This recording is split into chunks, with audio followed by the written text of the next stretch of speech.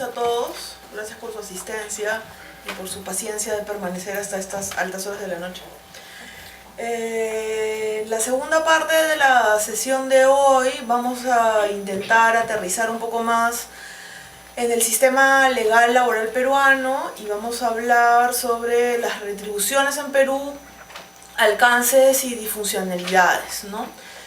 La primera parte de la exposición vamos a tratar el tema de la noción y los elementos de la remuneración, que espero que nos sirva de base para nuestro análisis, y luego nos dedicaremos a analizar, con el tiempo que nos quede, las tendencias salariales que en este momento se observan o que podemos observar en la práctica en el Perú.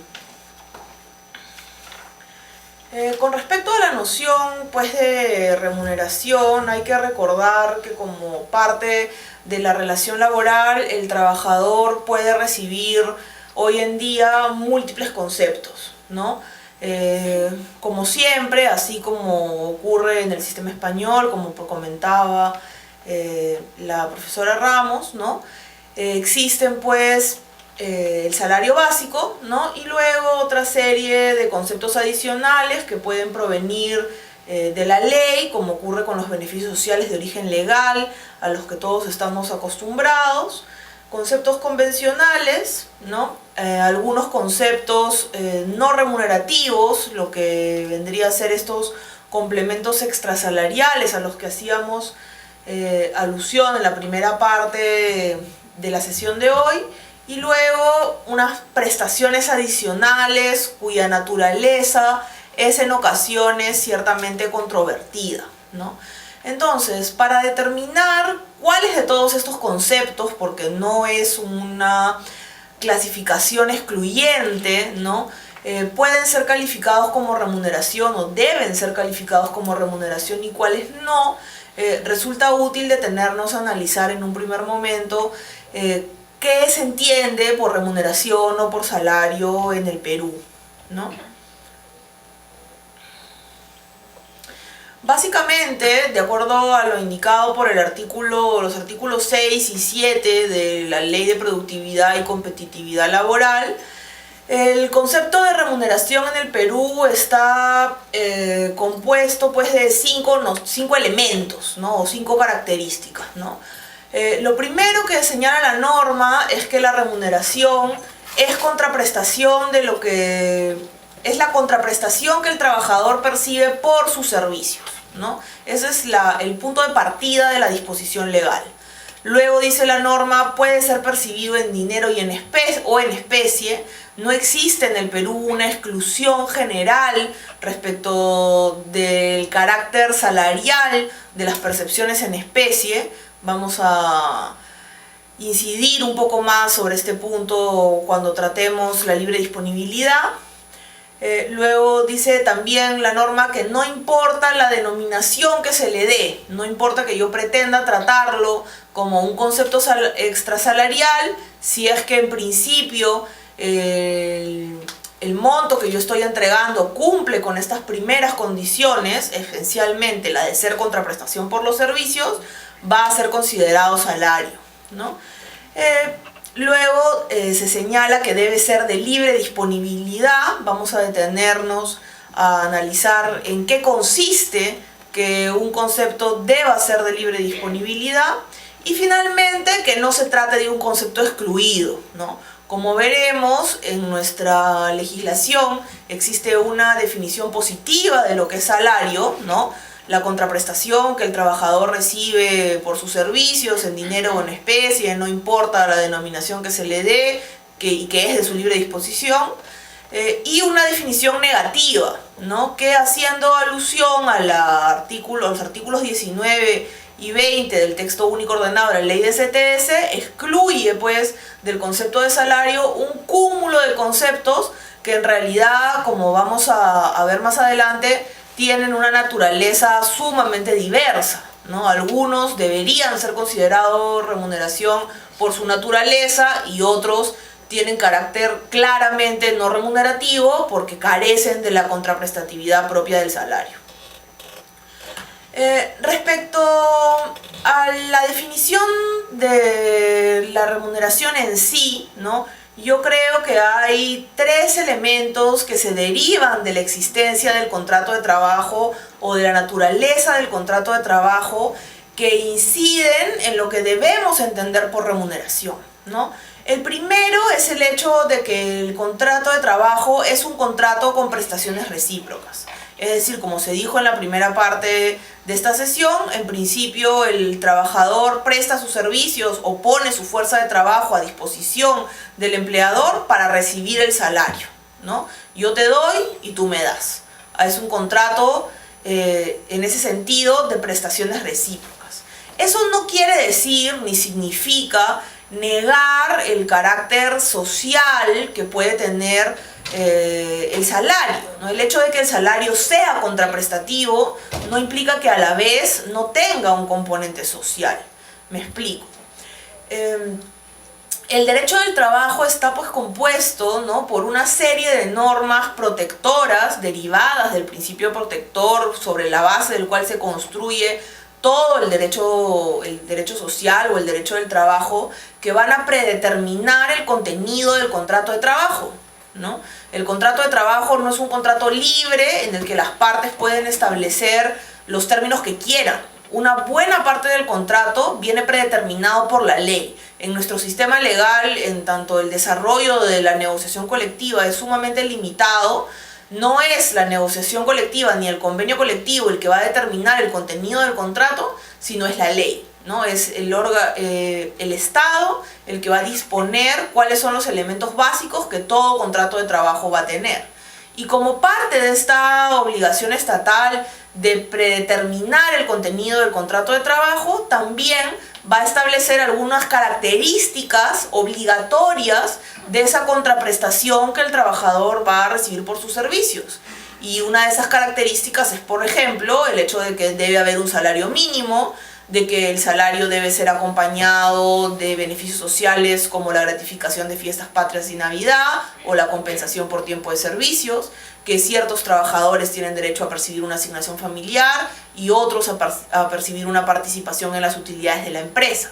Entonces, todo este paquete de derechos sociales que forma parte del contrato de trabajo no genera en realidad un conflicto con el carácter contraprestativo del salario. En principio, todo ese paquete de derechos sociales, ¿no?, le es entregado al trabajador por su condición de tal. Es una contraprestación a la puesta a disposición de su fuerza de trabajo. Si el trabajador no pusiese a disposición su fuerza de trabajo, entonces la entrega de esa contraprestación no se produciría. El empleador no va a ir repartiendo prestaciones sociales a personas que no son sus trabajadores. Y en ese sentido debe admitirse que el salario es claramente o tiene claramente un carácter eminentemente contraprestativo. Ciertamente una contraprestación diseñada por las normas sociales, pero no por ello deja de ser una contraprestación. Respecto a otra característica del contrato de trabajo, hay que tener en cuenta que en el marco de la relación laboral, la contraprestación que recibe el trabajador por sus servicios no es estrictamente conmutativa en todos los casos.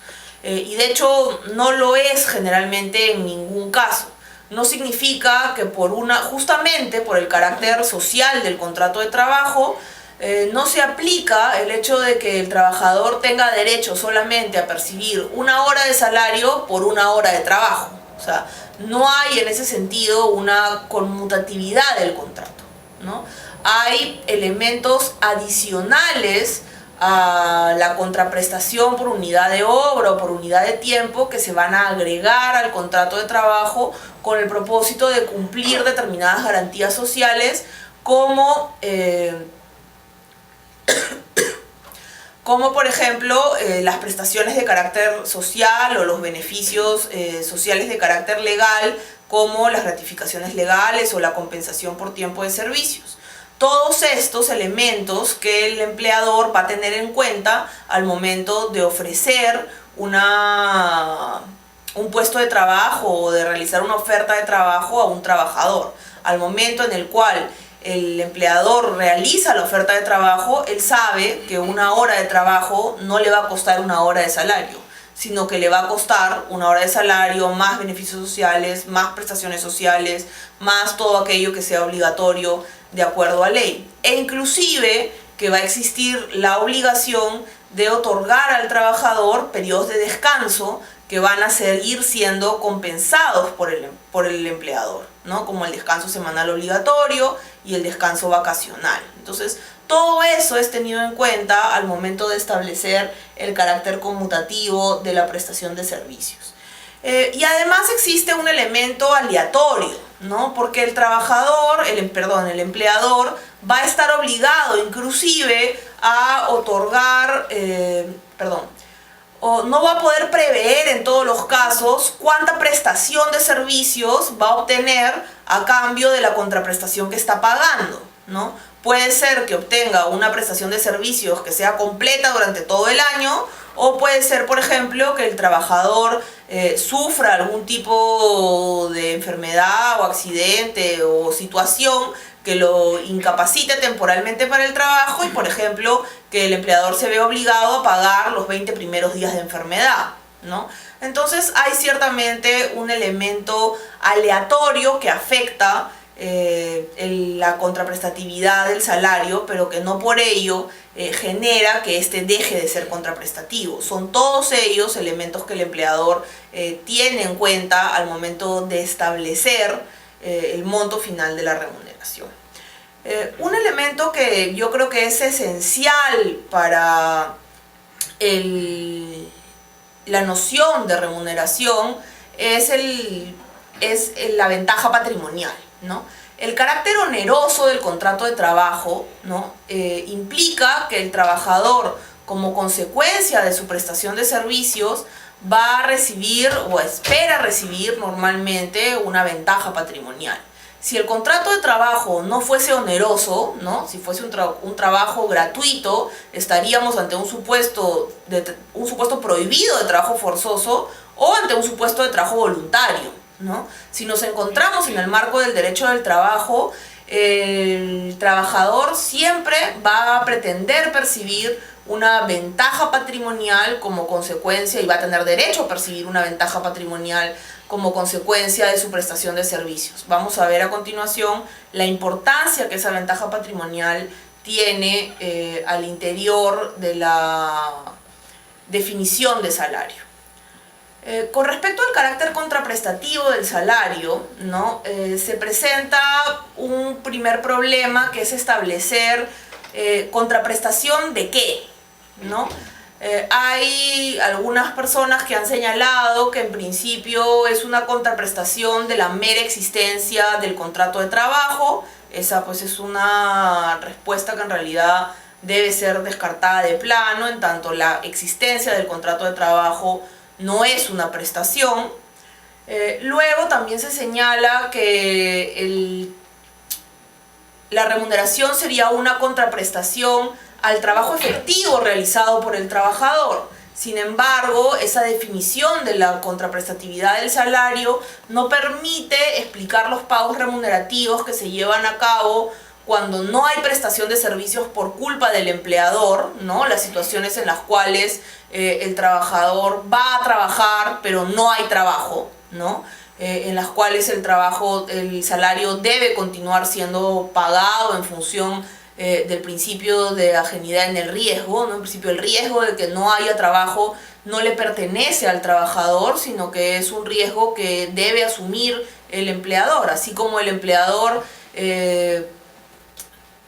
aprovecha las ganancias que se producen como consecuencia de la prestación del servicio, ¿no? Las ganancias tampoco le pertenecen al trabajador, tampoco le pertenecen los riesgos, ¿no? Entonces, si no hay trabajo, igual hay que continuar pagando salario. O también las situaciones en las cuales no hay prestación de servicios porque la norma o el contrato de trabajo así lo establece, ¿no? Que es el caso, por ejemplo, de las vacaciones legales, ¿no? o el caso del descanso semanal obligatorio, ¿no? Frente a esa situación, algunas personas han postulado que en realidad la contraprestatividad de la remuneración admite pues ciertas excepciones, o que la remuneración tendría una doble naturaleza, es decir, sería en parte contraprestación y en parte otra cosa, como por ejemplo un derecho social, ¿no? Sin embargo, una respuesta adicional, ¿no?, que permite resolver estos problemas es señalar que en realidad la remuneración no es una contraprestación al trabajo efectivo, sino en primer lugar una contraprestación a la puesta a disposición de la fuerza de trabajo. Eso resuelve el problema de las situaciones en las cuales el trabajador no presta servicios, no porque él no desee hacerlo o no esté en capacidad de hacerlo, sino porque no hay trabajo, ¿no? El trabajador que va al centro de trabajo, pero que no tiene nada que hacer porque no hay materia prima, porque no hay clientes, porque se ha decidido parar la producción por cualquier razón, ¿no? Entonces, el señalar que la contraprestación es una contraprestación de la puesta a disposición de la fuerza de trabajo resuelve pues ese problema. Resuelve también el problema de los salarios caídos durante el periodo del despido nulo, por ejemplo, ¿no?, en los cuales en principio se ha privado al trabajador de la posibilidad de prestar servicios contra su voluntad.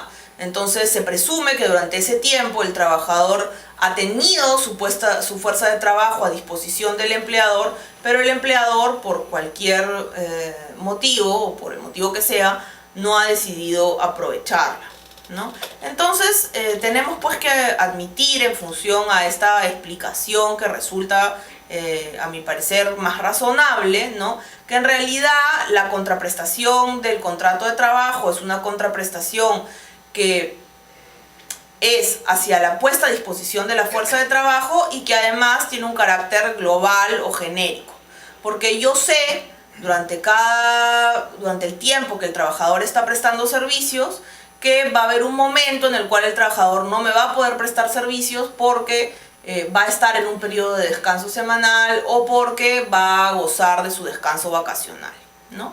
Entonces, en principio, partiríamos, ¿no?, de esta definición que nos permite, conforme a lo que establece además la ley, porque la ley señala expresamente que la remuneración en el Perú se da por el trabajo, es decir, tiene carácter contraprestativo, ¿no?, nos permite pues explicar el carácter contraprestativo del salario sin caer en una contradicción, ¿no? Como señalaba al principio, el carácter contraprestativo del salario no tiene por qué ser entendido como el hecho de que se trate o se desmerezca el carácter social del contrato de trabajo. Justamente las garantías sociales que envuelven el contrato de trabajo y que le otorgan un contenido mínimo hacen que esta contraprestación tenga pues determinadas características y que incluya no solamente beneficios sociales, sino también la obligación de efectuar pagos en situaciones en las cuales el trabajador no va a poner a disposición su fuerza de trabajo por encontrarse en descanso. El segundo elemento, que yo creo que es en realidad más esencial para establecer qué se entiende por una remuneración, o debería ser el más esencial, es el de la ventaja patrimonial. Lamentablemente, este elemento en realidad no está establecido en nuestra legislación como una parte de la definición de remuneración. En ninguna parte de la ley se dice que la remuneración es la ventaja patrimonial que el trabajador recibe por sus servicios. Al contrario, se establece, por ejemplo, que es de libre disponibilidad, ¿no? Lo cual no necesariamente, como vamos a ver, es una noción apropiada para establecer la definición de remuneración.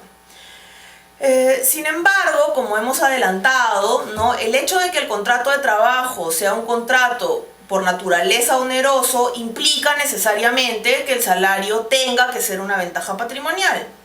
¿Cuándo se produce una ventaja patrimonial? En dos circunstancias, ¿no? En un primer lugar, cuando el trabajador ve incrementado su patrimonio, o, es decir, cuando recibe claramente salario en dinero, o cuando se evita que el patrimonio del trabajador disminuya, ¿no?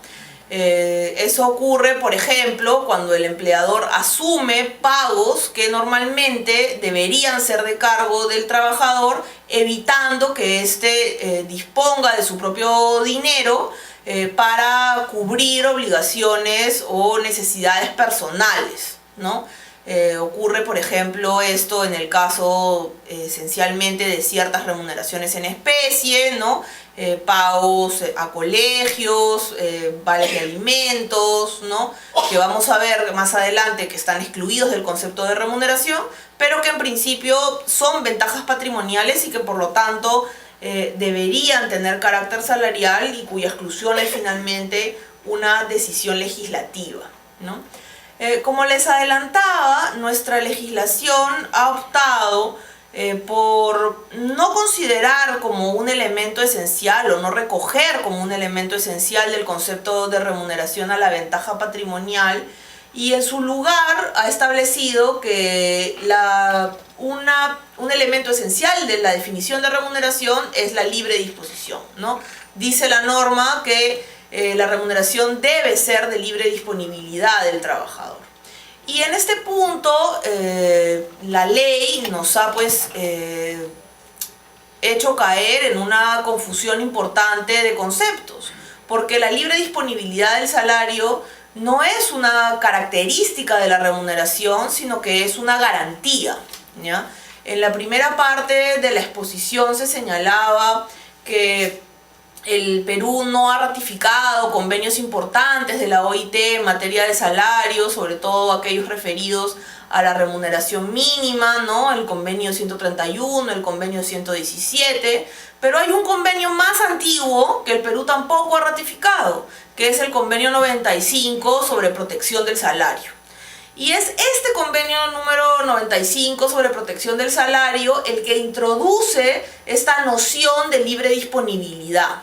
Y no se dice que la remuneración por definición es de libre disponibilidad, sino que los estados, ¿no?, las legislaciones nacionales deben garantizar, es pues una garantía, que el trabajador pueda disponer libremente de su remuneración.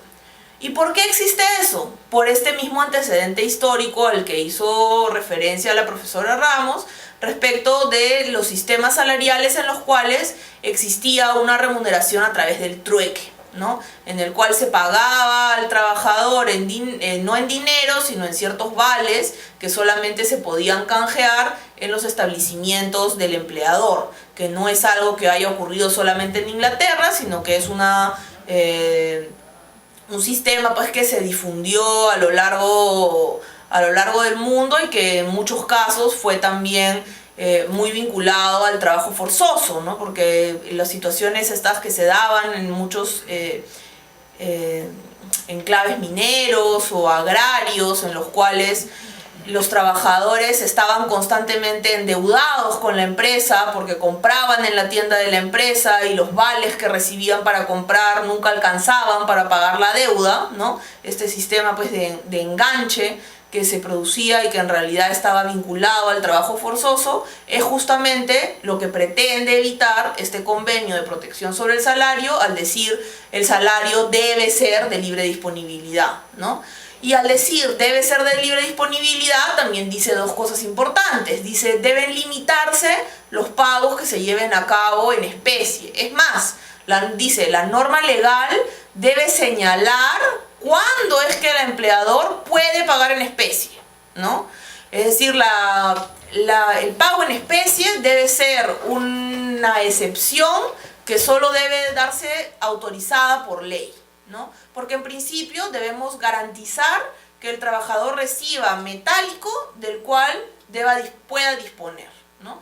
Y como segundo punto dice debe garantizarse que las especies que reciba el trabajador como parte de su contraprestación le sean útiles, ¿no? Y no constituyan en ningún caso, no estén compuestas en ningún caso por drogas o bebidas alcohólicas, ¿no? A ese punto llega el convenio de la OIT en respuesta a las prácticas empresariales que lamentablemente se dieron durante muchos años y que, como les decía, estaban pues vinculadas a sistemas de trabajo forzoso. Entonces, así es como aparece la libre disponibilidad, ¿no? Eso es la libre disponibilidad, una garantía que debe darse al trabajador para disponer de su salario como él prefiera, sin obligarlo a gastarlo de determinada manera o en determinados conceptos, ¿no? Y por lo tanto como una limitación a los pagos en especie. Lamentablemente en nuestro sistema legal, pese a que se dice la remuneración es de libre disponibilidad, no hay ninguna limitación, ¿no? Importante al pago de remuneraciones en especie, ¿no? Hay una norma muy antigua que señala que por lo menos el 75% de la remuneración mínima vital debe ser pagada en dinero. Eso quiere decir que hoy por hoy todos los trabajadores en Perú tienen derecho a 520 y tantos soles pagados en dinero, y todo lo demás que reciban puede ser pagado en especie, ¿no? Esa es una limitación. Y la segunda limitación sería la que se establece respecto de los vales de alimentos, que se dice que no pueden ser más de dos remuneraciones mínimas vitales, ni tampoco más de 20% del salario, ¿no? Pero si el empleador decide otorgar otros ingresos en especie, en principio, salvo esta pequeña limitación de la remuneración mínima legal, no hay pues más límites, ¿no? Y pese a ello, nuestra ley declara que supuestamente el salario es de libre disponibilidad. Entonces, puestos pues en esta incoherencia del concepto de remuneración que está contemplada en nuestra legislación, lo único que nos queda es preguntarnos, bueno, y entonces, ¿cómo debemos entender la libre disponibilidad tal como está redactada en la ley peruana, ¿no? ¿Qué significa que en el Perú la ley de productividad y competitividad laboral establezca que la remuneración debe ser, o es, ni siquiera dice debe ser, es de libre disponibilidad, ¿no? Una primera posibilidad es señalar que la libre disposición implica la posibilidad de disponer para cualquier fin del salario, que sería la definición más pues simple y más literal del término, ¿no? Sin embargo, eso implicaría excluir del concepto de remuneración ventajas patrimoniales que el trabajador recibe por sus servicios y que nuestro sistema legal no excluye, ¿no? Como todas las remuneraciones en especie que el trabajador recibe y que no pueden ser asignadas a otro fin, no pueden ser dispuestas con otro fin que para aquel para el cual han sido creadas, ¿no? Por ejemplo, la vivienda entregada al trabajador, ¿no? Que no es condición de trabajo, ¿no? Cuando el trabajador recibe una vivienda de su empleador, muchas veces se estipula una cláusula en la cual se señala expresamente que el trabajador solo puede usar esa vivienda como casa-habitación para él y para su familia. Es decir, el trabajador no la puede subarrendar, ¿no? No se la puede entregar a un tercero para que la use como vivienda, no puede establecer un local comercial en la vivienda, ¿no? No tiene facultad de disponer del bien más allá de para el fin para el cual le ha sido entregado. Igual ocurre con, por ejemplo, la alimentación que se otorga en el comedor de la empresa, que en nuestro sistema legal se entiende de carácter remunerativo. Y pese a ello, nadie va a decir pues que con la alimentación que recibe el trabajador en el comedor de la empresa, el trabajador puede disponer o puede hacer algo distinto que no sea alimentarse, ¿no? Entonces, lamentablemente, tal como está redactada la norma, no es razonable suponer que el carácter de libre disponibilidad de la remuneración implica que el trabajador, para que algo sea considerado remunerativo, el trabajador debe poder disponer de eso para lo que él quiera.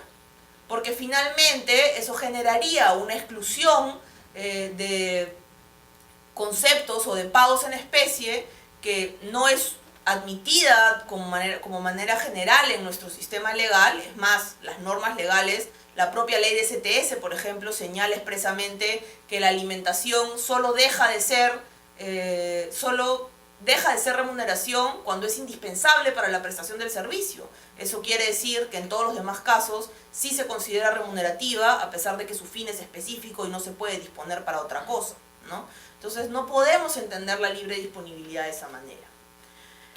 La segunda posibilidad es que entendamos la libre disposición como la facultad de participar en el diseño de la estructura remunerativa, ¿no? Es decir, que digamos, no, pero es que lo que pasa es que el trabajador tuvo la posibilidad de disponer de su remuneración en el momento en el cual firmó el contrato de trabajo y en ese contrato se establecía que le iban a dar tal cantidad de dinero por alimentación o en alimentación, o que le iban a dar una vivienda valorizada en tal cantidad de dinero para que él viviera con su familia, ¿no?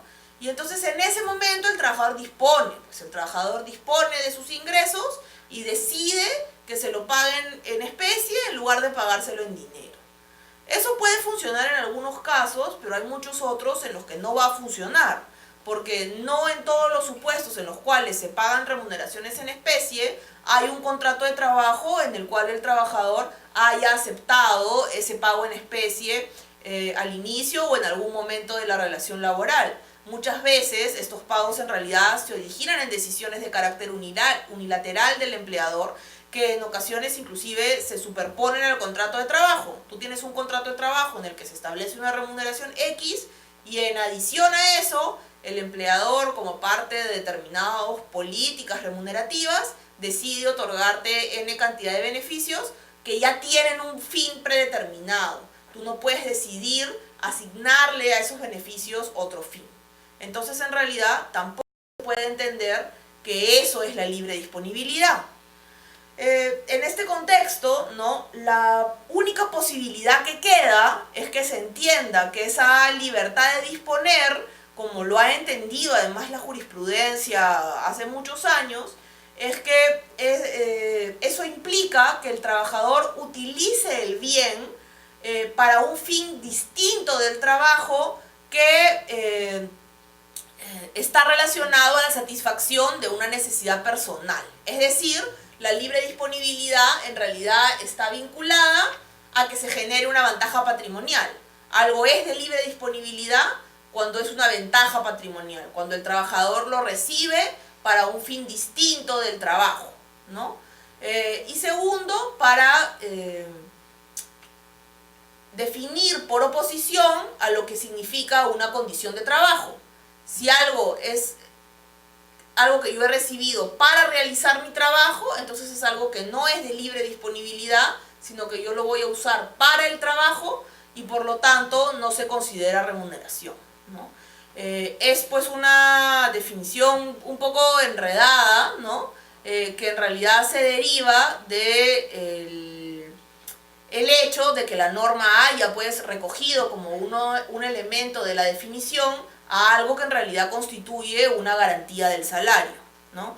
Y que finalmente nos va a llevar a identificar esa libertad de disponer como el hecho de que se genere una ventaja patrimonial a favor del trabajador.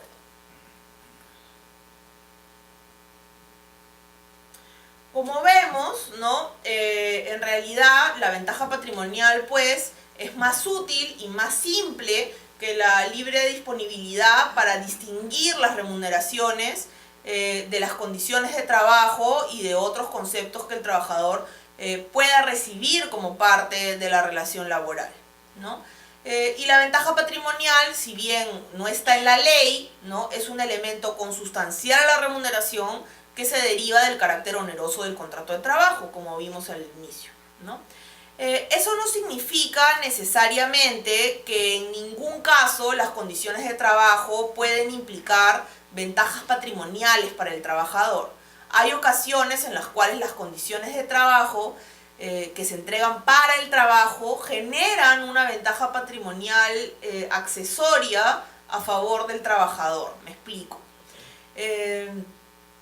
Una condición de trabajo es aquello que el trabajador no solo recibe, sino que tiene derecho a recibir para poder ejercer su prestación de servicios. no se le entrega por el trabajo, sino se le entrega para el trabajo, ¿ya? Sin embargo, hay algunos elementos, ¿no?, que se le entregan al trabajador para su trabajo que implican para él un ahorro, ¿no? Como por ejemplo ocurre con la entrega del uniforme, ¿no? Claramente la entrega del uniforme es una condición de trabajo, es algo que yo le entrego a mi trabajador, no para que él se ahorre necesariamente el dinero, sino porque yo quiero dar una determinada imagen empresarial, porque es una vestimenta apropiada para cumplir con determinadas obligaciones de seguridad y salud en el trabajo, ¿no? Distintas necesidades empresariales que se satisfacen a través de la entrega del uniforme.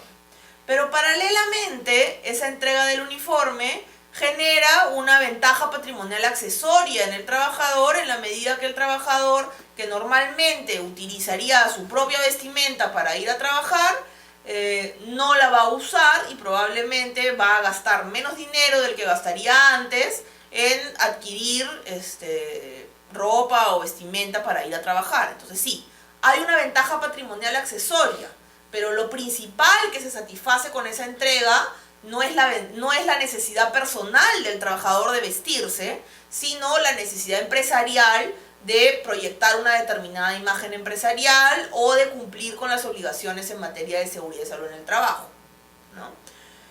También tenemos el caso de supuestos en los cuales necesidades personales del trabajador se convierten en necesidades empresariales, ¿no? Ese es el caso, por ejemplo, de la alimentación, que dice la norma es condición de trabajo cuando es indispensable para la prestación del servicio. La alimentación es una necesidad personal del trabajador. El trabajador siempre se tiene que alimentar, no importa que esté trabajando o que no esté trabajando, ¿ya? Sin embargo, hay situaciones en las cuales esa necesidad del trabajador se convierte en una necesidad empresarial cuando es indispensable para la prestación del servicio. ¿Y cuándo se produce ese ser indispensable? Se produce cuando el trabajador, como consecuencia del trabajo, está impedido de satisfacer su necesidad personal de alimentarse por sus propios medios, ¿no? Llámese el supuesto en el cual el trabajador está, por ejemplo, en un régimen de jornada típica, ¿no?, acumulativa, trabaja pues en un campamento minero, y si el empleador no le da de comer, no hay otra manera en la cual el trabajador se pueda alimentar, porque el trabajador no vuelve a su casa todos los días y no está en posibilidad, por ejemplo, de desayunar en su casa, de llevar una lonchera o de seguir una rutina que normalmente podría llevar en un centro de trabajo que estuviese dentro o cerca de un centro poblado, ¿no? Entonces, es en ese supuesto en el cual el trabajador o la necesidad personal del trabajador se convierte pues en una necesidad empresarial y como consecuencia de ello, pese a que exista una ventaja patrimonial para el trabajador, porque ciertamente durante esos días en que está en el campamento no va a gastar en alimentarse, esa ventaja patrimonial es de carácter accesorio. Lo principal es que el empleador tiene que garantizar la alimentación de sus trabajadores, porque si no, esos trabajadores no pueden trabajar, ¿no? Entonces, esa necesidad personal se ha transformado pues en una necesidad empresarial.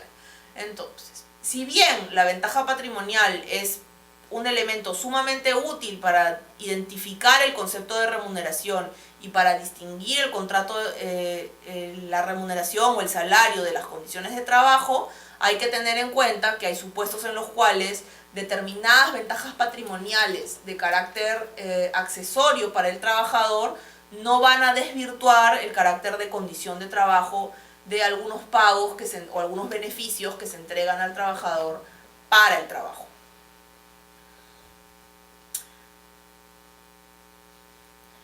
Ya. Ahora, ¿por qué es importante establecer qué cosa es una remuneración o qué cosa no es una remuneración? Creo que es algo que todos conocemos, ¿no? En principio es importante porque en función de que algo sea considerado o no sea considerado remunerativo, lo vamos a incorporar a la base de cálculo de los beneficios laborales. lo vamos a incorporar a la base de cálculo de tributos y aportes a la seguridad social, ¿no? Si bien la ley laboral establece que la ley del impuesto a la renta se rige por sus propias normas, la ley del impuesto a la renta también establece que todo lo que es remuneración es renta, ¿no?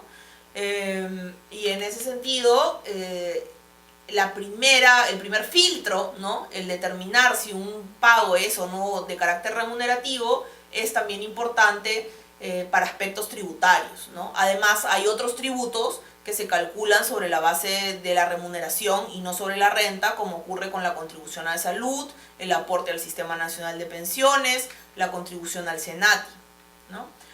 Y también muchas veces se utiliza la remuneración como referencia para la determinación de beneficios de carácter convencional, ¿no?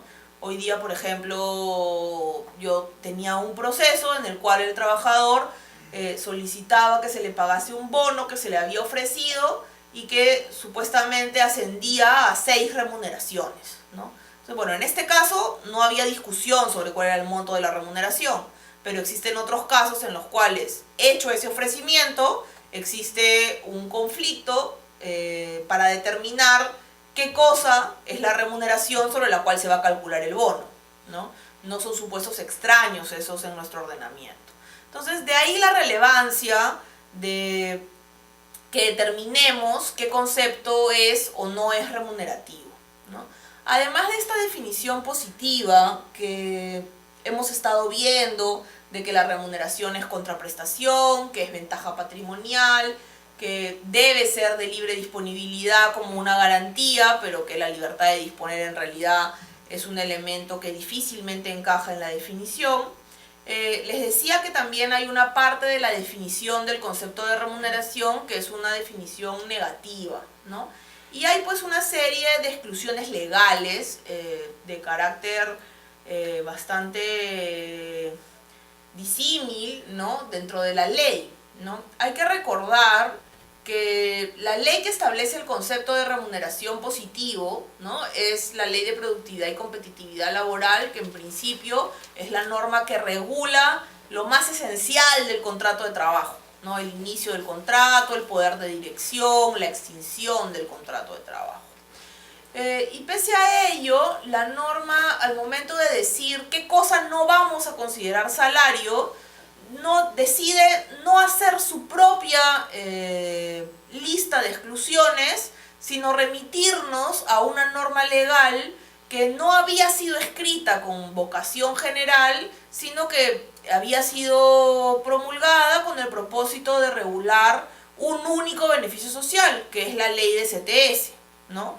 Entonces, la Ley de Productividad y Competitividad Laboral nos dice, y además, todos los todos los conceptos que están excluidos de la base de cálculo de la CTS, tampoco los vamos a considerar remuneración, ¿no? Estos conceptos en realidad tienen una diversa caracterización, ¿no? O sea, hay algunos conceptos que deberían haber sido excluidos o que están excluidos del concepto de remuneración independientemente que la ley no lo señale. Aun cuando no existiera la ley de CTS, algunos de ellos no podrían ser considerados en ningún caso salario, como ocurre, por ejemplo, con las condiciones de trabajo que acabamos de ver. Las condiciones de trabajo rompen el carácter contraprestativo del contrato de trabajo, porque no se entregan por el trabajo, sino se entregan para el trabajo. Entonces, independientemente de que esta exclusión existiera o no existiera, las condiciones de trabajo no pueden ser en ningún caso salario, sea que se entreguen en dinero, sea que se entreguen en especie. Luego, dice la norma, las gratificaciones extraordinarias, ahí me ha faltado poner a título de liberalidad, ¿no? No cualquier gratificación extraordinaria está excluida del concepto de remuneración, sino solamente aquellas que tengan carácter de liberalidad. ¿Y eso qué significa? Que tienen que ser gratificaciones extraordinarias que se otorguen a título gratuito. Algo liberal es algo que es una donación, es decir, debe ser algo que el trabajador reciba no por sus servicios, no como contraprestación por el trabajo, sino por alguna situación extraordinaria que se produjo dentro de la empresa y por la cual el empleador decidió darle un regalo, ¿no? Entonces, toda aquella bonificación que sea considerada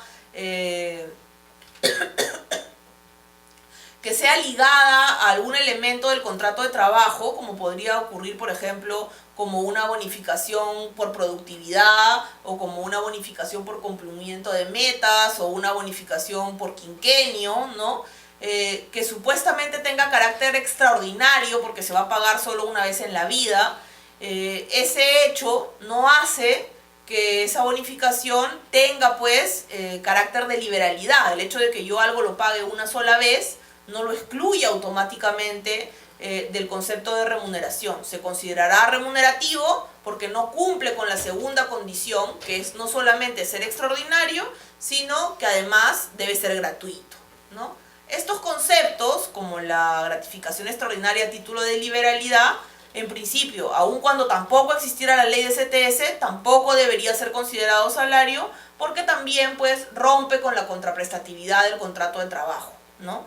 En principio, algo que es gratuito, que no se le entrega al trabajador por su servicio, sino por alguna otra situación, entonces no se considera contraprestativo y por lo tanto no es por concepto remuneración, ¿no? Obviamente ustedes me dirán, no, pero es que el empleador tampoco es que esté loco para andarle dando regalos a sus trabajadores de manera gratuita, ¿no?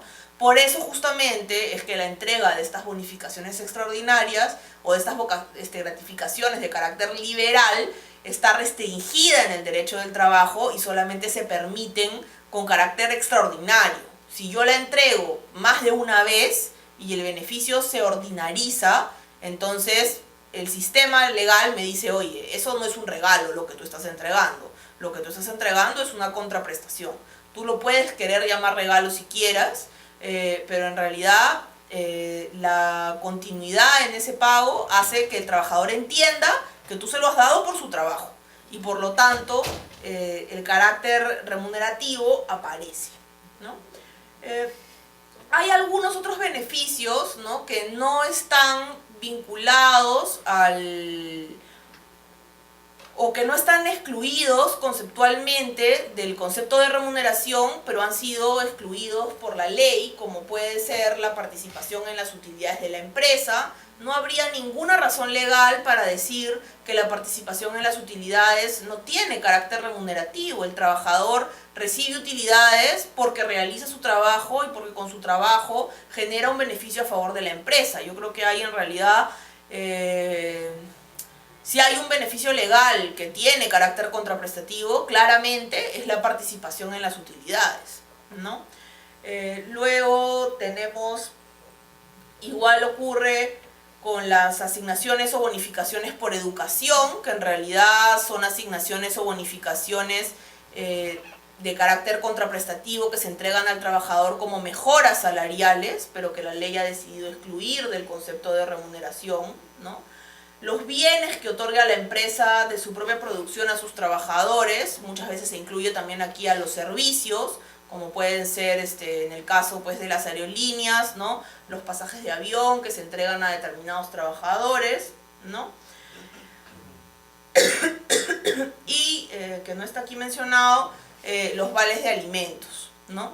Entonces, todos estos elementos que en realidad lo que hacen es formar parte de un grupo de conceptos excluidos que normalmente deberían ser considerados salario, pero que el legislador ha considerado conveniente excluir para darle al empleador una manera de otorgar determinados beneficios o mejoras salariales a sus trabajadores con un menor costo, ¿no? Entonces esta, si se quiere, puede ser considerada una expresión antigua de esta flexibilización salarial de la que hablaba la profesora Ramos, y decía, bueno, si una expresión de la flexibilización salarial es el mudarnos hacia las remuneraciones en especie, porque las remuneraciones en especie no son calificadas en España como salario y por lo tanto no generan los mismos costos laborales, ¿no? No se consideran renta, no se consideran base de cálculo para los pagos de la seguridad social. En el Perú no pasa eso. Si ustedes hacen un pago en especie, ese pago va a ser considerado renta y va a ser considerado base de cálculo para los aportes a la seguridad social, salvo el caso del sistema privado de pensiones que excluye a las remuneraciones en especie.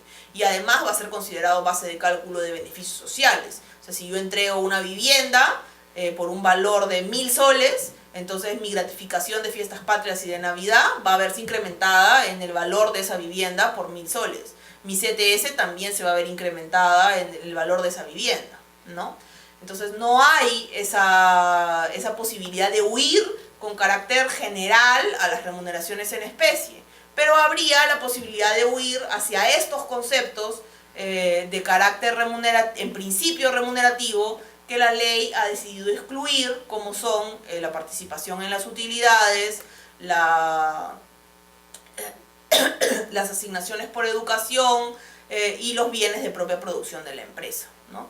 Hay otros conceptos también excluidos que en realidad pues tienen carácter más social, como la canasta de Navidad o las asignaciones o bonificaciones por matrimonio, fallecimiento, cumpleaños, etcétera. Una exclusión referida a una ayuda que se otorga al trabajador para el cumplimiento de sus obligaciones preparatorias al contrato de trabajo, que es el valor del transporte supeditado a la asistencia, que en principio también debería ser salario, pero que la ley ha decidido pues excluir. Entonces tenemos la definición positiva del concepto de remuneración, ¿no? La ventaja patrimonial derivada del carácter oneroso del contrato de trabajo, que el trabajador recibe por sus servicios, que es una contraprestación, que no importa la denominación que se le dé y que en principio debería ser de libre disponibilidad, aunque ya vimos que la libre disponibilidad se interpreta pues de una manera bastante restringida, ¿no? Sobre esta base, ¿no?, tendríamos que preguntarnos qué tendencias o qué situaciones encontramos hoy en día en los sistemas salariales en Perú, ¿no?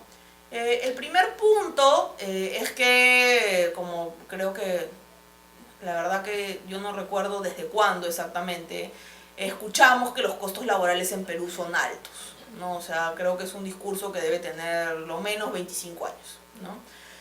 Si no es más.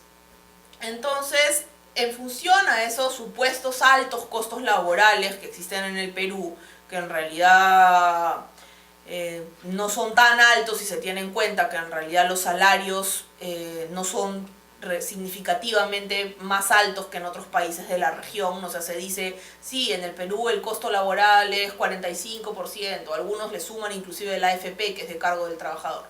Entonces ya se vuelve 60 y tantos %, ¿no? Pero no toman en cuenta que ese 60 y tantos % o ese 45% se va a aplicar sobre un salario que es mucho más bajo comparado a los otros países de la región. En fin, partiendo del supuesto de que los costos laborales en Perú son altos, una primera tendencia es huir, como ocurre pues en España, como nos ha comentado la profesora Ramos, hacia conceptos que no sean calificados como remuneración, aunque en principio deberían tener tal naturaleza, ¿no? Los conceptos que la ley ha excluido del concepto de remuneración, pero que en principio sí son salario, porque generan una ventaja patrimonial para el trabajador. Y aquí tenemos, por ejemplo, a las utilidades voluntarias, ¿no?, respecto de las cuales venimos observando algunas observaciones por parte de la autoridad tributaria, que viene acotando el hecho de que las utilidades voluntarias no tengan un carácter general o que no hayan sido aprobadas por la Junta General de Accionistas, que es el órgano de la sociedad encargado de la distribución de utilidades, ¿no? En los casos en los cuales no se cumplen esas dos condiciones, la SUNAT viene sosteniendo que en realidad esas utilidades voluntarias, por un lado, no serían deducibles del impuesto a la renta de tercera categoría para las empresas, y por otro lado, sí deberían ser consideradas remuneración porque no son verdaderas utilidades, en tanto la Junta General de Accionistas no ha aprobado su distribución, y deberían ser consideradas base de cálculo, por ejemplo, de la contribución a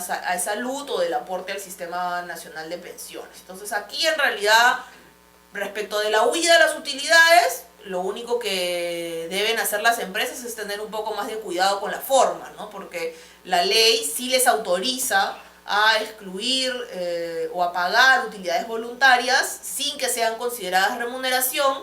Únicamente hay que cuidar que efectivamente se cumpla con el criterio de la generalidad, es decir, que se otorguen a todos los trabajadores que pertenecen a la misma categoría, eso para efecto de que sean considerados gasto deducible, y luego que la Junta General de Accionistas haya acordado su distribución. Luego tenemos la escolaridad, ¿no? Que ya la ley ha señalado que no es un pago de carácter remunerativo. Los tickets o vales de alimentos, ¿no? Que son pues un concepto que mundialmente viene siendo excluido del carácter remunerativo. No existe un impulso importante del sector productor de vales de alimentos para generar esta exclusión en diferentes sistemas legales, en diferentes países. Entonces es normal que en muchos países estén excluidos los vales de alimentos del concepto de remuneración. Y luego, yo creo que el cuarto concepto más usado sería el de la movilidad supeditada a la asistencia, ¿no? El valor del transporte que yo le doy a mi trabajador, pero solo por los días que va a trabajar y que según la ley tampoco es considerado remuneración. El límite, digamos, de todos estos pagos no remunerativos va a ser la razonabilidad del pago, ¿no? Los tickets de alimentos tienen su limitación legal, ¿no? No pueden ser más del 20% de la remuneración ni más de 2 remuneraciones mínimas vitales. La escolaridad tiene que estar debidamente sustentada, es decir, si mi trabajador paga un colegio que vale 200 soles, yo no le puedo dar de asignación por escolaridad 1000 soles, ¿no? La norma exige que haya un sustento, si no todo el exceso se considerará remuneración. Y en cuanto a las utilidades y la movilidad, tiene que ser pues un monto razonable, ¿no? Eso como primera línea, digamos, de tendencia para buscar flexibilizar o abaratar algunos costos laborales. La siguiente tendencia pasa por una reducción de remuneraciones o un traslado hacia el pago a conceptos no remunerativos, ¿no? Es decir, yo, como decía hace un momento la profesora Ramos, yo dejo de pagarte tal cantidad como salario y comienzo a pagártelo como algo que no sea remuneración. Por ejemplo, te reemplazo parte de tu remuneración por vales de alimentos, o te reemplazo parte de tu remuneración por transporte, ¿no? Supeditado a la asistencia, ¿no? En principio, esa posibilidad es legalmente admitida por nuestra legislación, ¿no? Hay una ley antigua que continúa vigente, cuya vigencia ha sido además ratificada por la Corte Suprema de Justicia y por el Tribunal Constitucional, que señalan que efectivamente por acuerdo de partes puede producirse la reducción de la remuneración siempre y cuando no se afecten los mínimos legales ni los beneficios que ya se hayan devengado.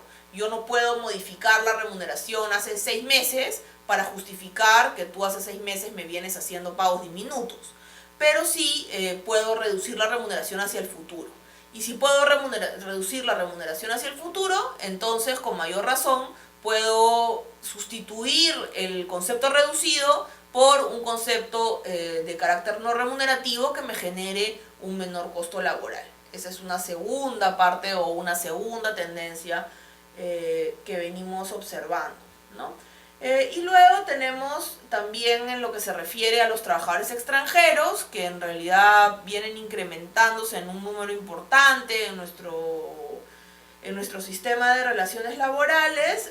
La tendencia en realidad es un poco distinta, ¿no? En realidad, como estos trabajadores extranjeros muchas veces no están acostumbrados a recibir las mismas remuneraciones que perciben los trabajadores nacionales o los mismos beneficios sociales, entonces es más fácil establecer con ellos pactos de remuneración integral, ¿no? Además hay que tener en cuenta que hoy en día en realidad el límite o el requisito mínimo para tener un pacto de remuneración integral de 2 UITs comparado al promedio del salario que perciben los trabajadores ya no es tan alto como era hace 15 años. 2 UITs hace 15 años valían mucho más que lo que valen hoy en día. Hoy en día la posibilidad de extender pactos de remuneración integral a porciones más grandes de la masa laboral es mayor, ¿no? Hay un mayor número de trabajadores que podrían tener estos pactos de remuneración integral. También ocurre que además a los trabajadores expatriados se les paga pues en muchas veces remuneraciones en especie, aunque esto tiene un impacto tributario alto, sobre todo para aquellos que recién llegan al Perú y están en condición de no domiciliados, se establecen también planes de utilidades laborales, ¿no? Eso como tendencias generales. Una última tendencia respecto al pago de remuneraciones, que no sé si se enmarca, o creo que no se enmarcaba en lo que explicaba la profesora Ramos al inicio, que se centraba más en la huida hacia conceptos no remunerativos, es el hecho de tener conceptos salariales que sean en sí mismos más flexibles y que contribuyan a fidelizar o a motivar al trabajador, a incrementar la productividad, ¿no? Estas palabras que a algunas personas no les gustan, pero que lamentablemente forman parte pues del discurso actual respecto del diseño de estructuras salariales, ¿no? Entonces muchas veces vamos a tener cada vez más, ya no solamente en posiciones en las que normalmente observábamos remuneraciones variables, como pueden ser los puestos de vendedores comisionistas, sino inclusive en puestos gerenciales, ¿no? Personas que componen su remuneración con una porción importante de remuneración variable, que en algunas ocasiones es una remuneración variable de carácter mensual, pero en muchas otras es una remuneración variable de carácter anual, como puede ser un bono por productividad, ¿no? Hay sistemas distintos de remuneraciones variables, como pueden ver en la diapositiva, ¿no? Desde la clásica remuneración al destajo o las comisiones, hasta los bonos por producción que se pagan con carácter anual, que es, como les he mencionado, los más difundidos entre el personal de dirección, o los bonos por objetivos, ¿no? Luego estas curvas de madurez que empiezan a implementarse, que se refieren a compensar la antigüedad del trabajador de tal manera de fidelizarlo, ¿no? Y su capacitación de tal forma que el trabajador que no necesariamente asciende a una posición jerárquica superior no se sienta estancado en su puesto de trabajo, sobre todo en organizaciones empresariales que cada vez más son más horizontales y en las cuales las posibilidades de tener una línea de carrera puede ser menor, ¿no? Así como los incrementos por mérito, supuestos en los cuales dentro de una misma categoría ocupacional hay algunos trabajadores que reciben incrementos en función a sus resultados y otros que no los reciben. Como ustedes comprenderán, la implementación de estos sistemas de remuneración variable nos generan pues una serie de problemas, ¿no? En primer lugar, se observa que las empresas no solamente quieren tener una remuneración que sea flexible, sino quieren que esa remuneración de carácter flexible, esa remuneración variable, sea en su diseño también flexible. Eso quiere decir que la empresa esté en la capacidad de modificar la estructura de esa remuneración variable. Que hoy día te pago una comisión que se calcula en función de A, B y C, y mañana te pago una comisión que se calcula en función de A, B y D, ¿no? E incorporo un elemento distinto.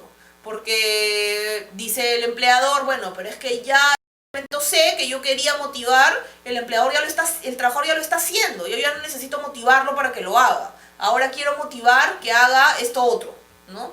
Y entonces ya no le quiero compensar esto, que ya lo hace muy bien, ¿no? Sino quiero compensarle esta nueva necesidad que mi empresa tiene, ¿no? Estos planes que se modifican anualmente, ¿no? Y se dice, bueno, el sistema del bono por productividad va a estar diseñado este año de esta determinada manera, entonces 20% se va a pagar en función de los objetivos, 30% en función de la evaluación, 50% en función de las utilidades, qué sé yo.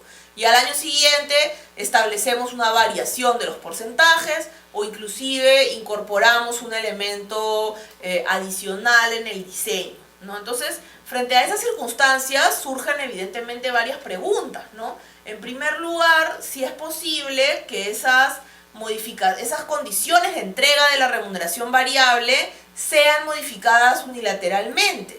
Y si este es el caso, ¿cuándo? ¿No? ¿O cómo?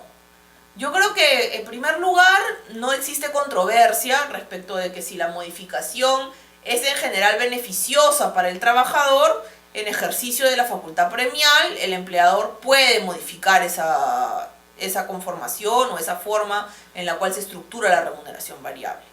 Pero cuando no se puede predecir el resultado de la modificación, porque en función de los resultados del trabajador esa modificación va a poder serle beneficiosa o va a poder serle perjudicial, entonces sí resulta pertinente hacernos esta pregunta, ¿no? Y entonces caben varias posibilidades dependiendo de las circunstancias de cada caso, ¿no? En primer lugar, tenemos el supuesto en el cual el empleador ha aprobado una política y ha señalado expresamente que la forma en la cual está calculando la remuneración variable, según esa política, va a poder ser modificada unilateralmente en función de lo que él decida de acuerdo a las necesidades de la empresa, ¿no? Entonces, yo te estoy avisando que me irrogo el derecho de modificar esa estructura variable cuando yo quiera, como yo quiera, en función de las necesidades de mi empresa. Primera posibilidad. ¿Eso es legalmente posible en nuestro sistema legal? Discutible, ¿no? Creo que hasta el momento no hay una decisión judicial o una sentencia de la Corte Suprema que haya establecido claramente qué criterio deberíamos utilizar en este caso.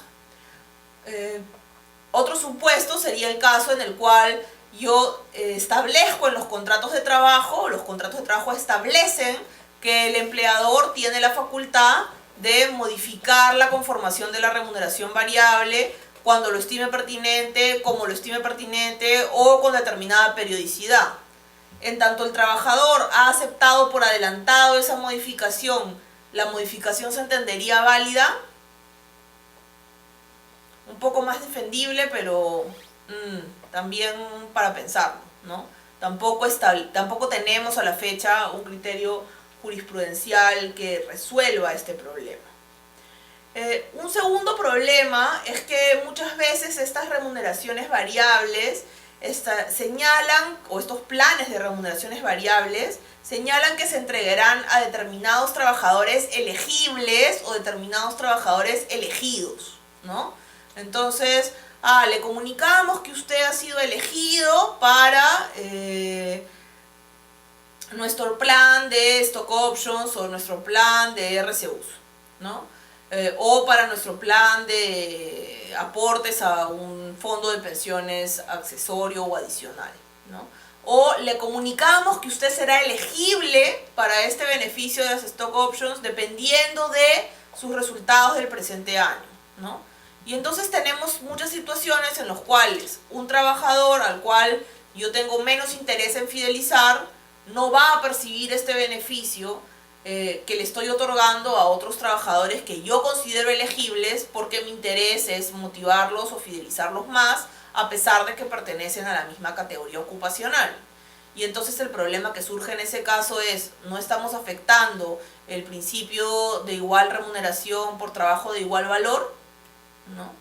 La única manera en la cual podríamos justificar esa elegibilidad o esa diferencia en la atribución de beneficios de carácter remunerativo o no remunerativo sería que la empresa estuviese en posibilidad de demostrar un criterio objetivo y razonable que sustente tal modificación y que se haya aplicado por igual a todos los trabajadores. No, lo que pasa es que mi criterio de elegibilidad es que yo le otorgo el beneficio a todos aquellos que en su evaluación anual tienen más de 80 puntos. Bueno, ya, es una bonificación, entonces es un beneficio por mérito. o se lo entrego a todos aquellos trabajadores que cumplen tantos años de servicio a favor de mi empresa. Ah, ok, es un beneficio ligado a la antigüedad. Tenemos, o a todos aquellos trabajadores que completan mi plan de capacitación. Ah, es un beneficio pues destinado a fomentar o a incentivar la capacitación de los trabajadores. Criterios objetivos, ¿no? Lamentablemente, no en todos los casos encontramos que las políticas de elegibilidad de los trabajadores que acceden a este tipo de sistemas de remuneración variable sean tan objetivas ni tan transparentes, ¿no? Muchas veces las propias empresas se ven en dificultades para explicar cómo es que han elegido a determinados trabajadores para acceder a un determinado beneficio, ¿no? Y parece haber una cierta arbitrariedad al momento de esta asignación, ¿no? Entonces, yo creo que ese es un tema a tener en cuenta, ¿no? Para cuidar de que en todos los casos se respeten pues criterios objetivos para establecer la diferenciación, objetivos y razonables que no constituyan motivos prohibidos, de tal manera que no se afecte el principio de igualdad. Un último problema de este tipo de pagos es que hay supuestos en los cuales los pagos son realizados en el extranjero o son realizados por terceros. Eso ocurre mucho, sobre todo en los supuestos de planes de acciones, ¿no? Sea que sean stock options, sea que sean RSUs, sea que sean phantom shares, o sea, cualquier tipo de planes de participación del trabajador en acciones, normalmente no es pagado en el Perú, sino que muchas veces las acciones son emitidas por una empresa matriz en el extranjero, ¿no? Y entonces ahí hay algunas personas que dicen, no, pero es que si el pago no lo hace el empleador, si no lo hace un tercero, ¿cómo va a ser considerado esto remuneración? Eso en realidad es una donación, es un regalo. Ahora, yo dificulto que la sede o la matriz de en la que trabaja este trabajador se haya parado pues en la puerta de alguna o en alguna vereda de Manhattan o de cualquier otra ciudad en la que quede la sede a repartir acciones a cada uno de los transeúntes que pasaron por ahí, ¿no? O sea, definitivamente, si el trabajador ha tenido acceso a ese plan, es por su condición de trabajador y por lo tanto el beneficio que se le está otorgando tiene carácter remunerativo y esa remuneración tiene que ser registrada en la planilla peruana, aunque haya sido pagada por un tercero, y tiene que ser base de cálculo de los beneficios sociales y de las contribuciones que resulten aplicables en función de la periodicidad del pago, ¿no? O sea, por ejemplo, si el plan de stock options tiene periodicidad anual o se redime anualmente, entonces el beneficio que obtenga el trabajador tendrá que ser considerado base de cálculo de la CTS. Será considerado base de cálculo de las utilidades independientemente de la periodicidad que tenga. Por su carácter remunerativo estará afecto si se entrega en dinero a las aportaciones pensioneras en general, si se entrega en especie solo al Sistema Nacional de Pensiones. En todos los casos deberá pagarse la contribución de salud y deberá también pagarse renta, porque si bien el pago se realiza en el extranjero, la renta no deja de ser renta de fuente peruana, ¿no? Además de tener en cuenta que los contribuyentes domiciliados en el Perú tributan por su renta de fuente mundial. Entonces hay esta serie de problemas que se generan como consecuencia de los pagos efectuados por terceros, que muchas veces ni siquiera se llevan a cabo en el Perú y que merecen pues un poco de atención por parte de las empresas. Entonces, yo quería presentarles un poco en esta última parte estas tendencias salariales que observamos en la práctica en nuestro sistema de relaciones laborales hoy en día, ¿no?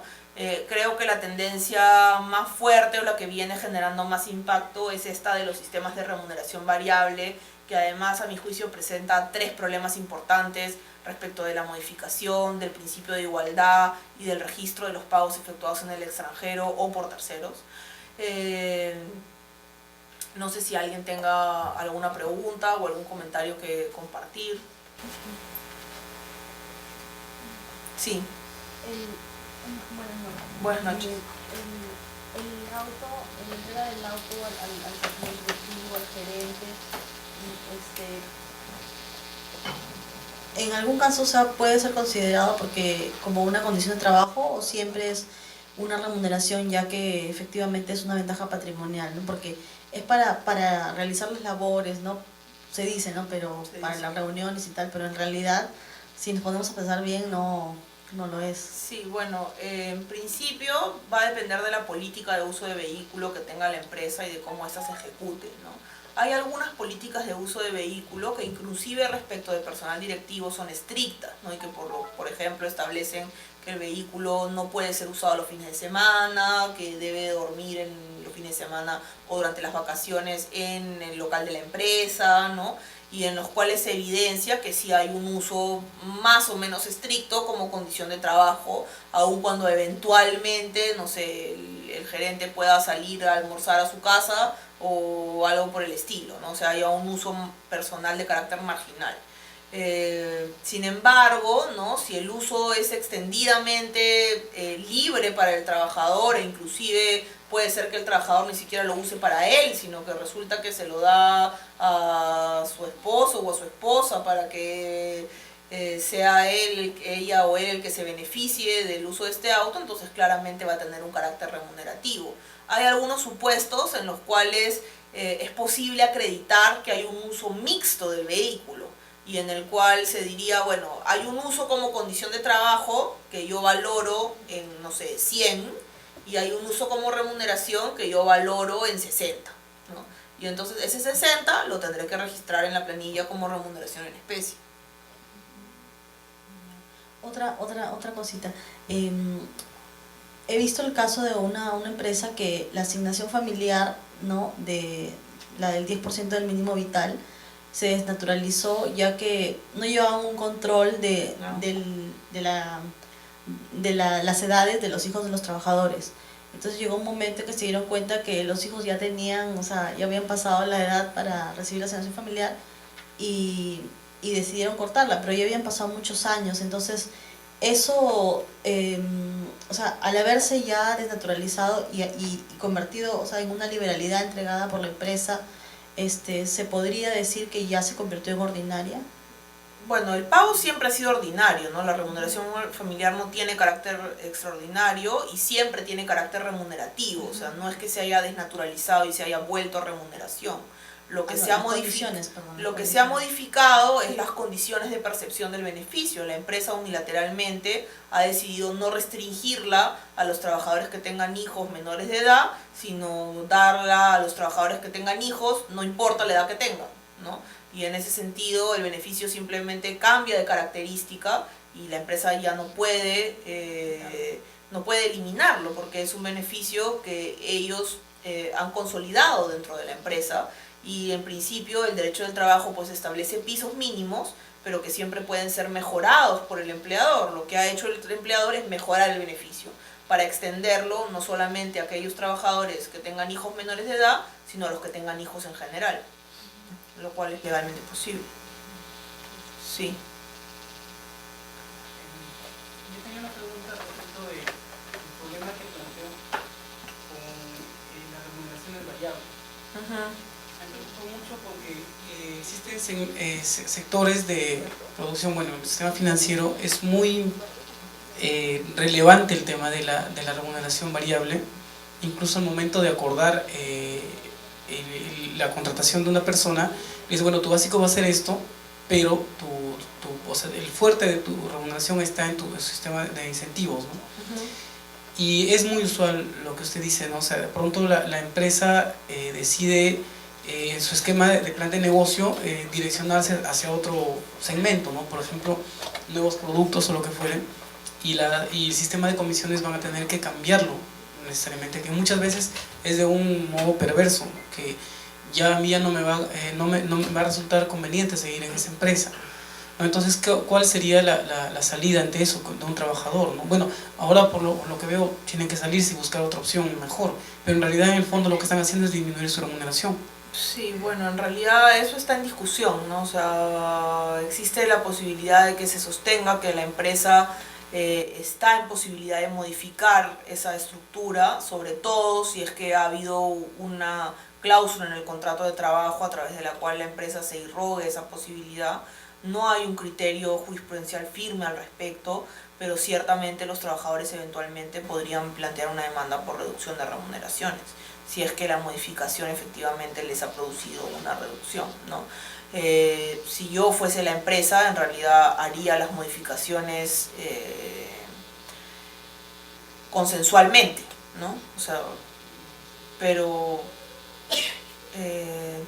si no hay ese consenso, en realidad es discutible, ¿no? Normalmente lanzan el nuevo esquema y lo socializan con todo el personal. Uh-huh.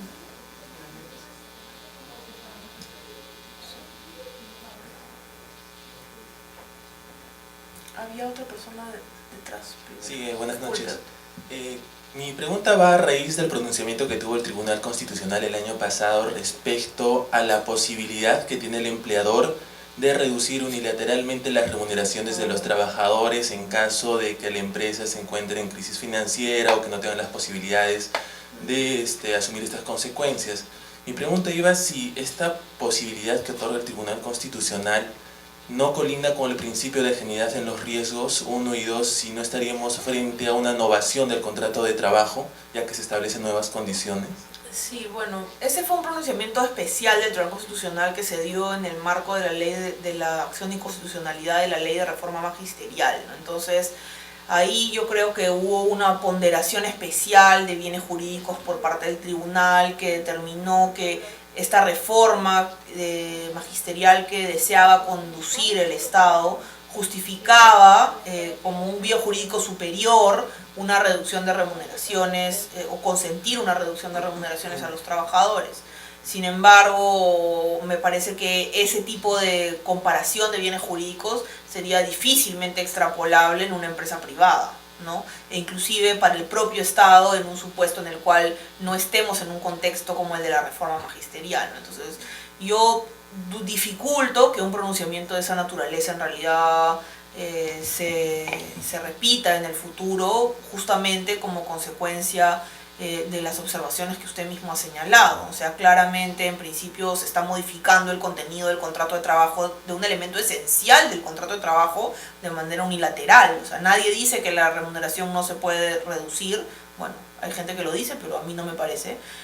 Pero siempre se necesita pues el acuerdo de las partes, ¿no?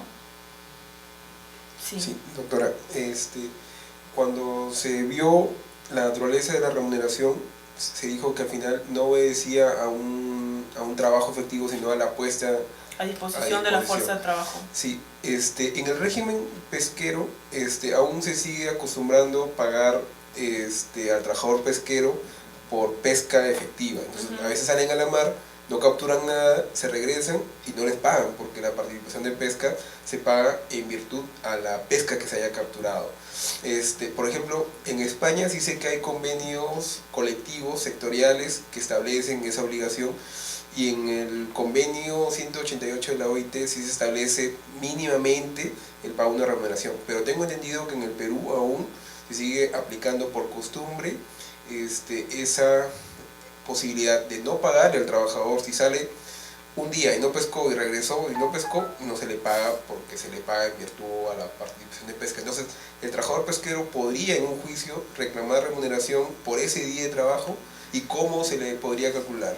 Sí, bueno, a ver, en principio hay normas especiales que regulan cómo se va a pagar la remuneración en el trabajo pesquero, ¿no? Que son normas no necesariamente muy modernas. Entonces, en principio, si es que yo no tengo así a la mano, no recuerdo exactamente cómo se regulan esas normas cuando no hay pesca, pero si es que las normas establecen esa posibilidad, lo único que podría solicitar el trabajador es la inaplicación de la norma por considerarla inconstitucional, ¿no? Alegando, no sé, la verdad que no lo había pensado, pero soltando ideas como si se le sometiera algún tipo de prestación de servicios similar al trabajo forzoso, ¿no? Algo así. ¿Cómo se fijaría el ingreso? Probablemente en función al mínimo vital, ¿no? Y la otra pregunta sobre la gratificación extraordinaria. La Corte Suprema ha emitido recientemente pronunciamientos en lo que le ha dado el carácter no remunerativo a una gratificación, básicamente a partir de dos consideraciones: de que el monto en los años era distinto y que la denominación que el empleador le había dado en boletas y en planillas era distinta. Pero, o sea, evidentemente en el juicio se había demostrado que eso era una gratificación, ese no era- extraordinaria, sino ordinaria. Era ¿no? un problema, ese es un problema probatorio en realidad, ¿no? O sea, O de- si es que el juez ha considerado que efectivamente se trataba de regalos diferentes cada año, ¿qué podemos hacer? Ya. Estaba en relación a la pregunta de estos sistemas remunerativos de un básico Y el variable. y el variable, ¿no?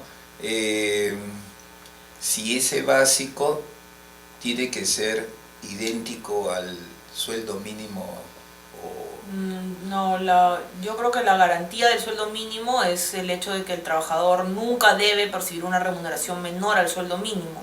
En ese sentido, en principio, un trabajador podría tener una remuneración que estuviese 100% compuesta por variable, podría no tener básico. Lo único que sí es que si eventualmente un mes, por ejemplo, el trabajador es un comisionista y no vende nada, ¿no? Entonces tiene 0 de variable, el empleador tiene que cubrir esa diferencia para que el ingreso nunca sea inferior al mínimo vital. Esa es en realidad la obligación. ¿Sí? Ok. Bueno, muchas gracias a todos. Espero que les vaya bien en el resto del curso.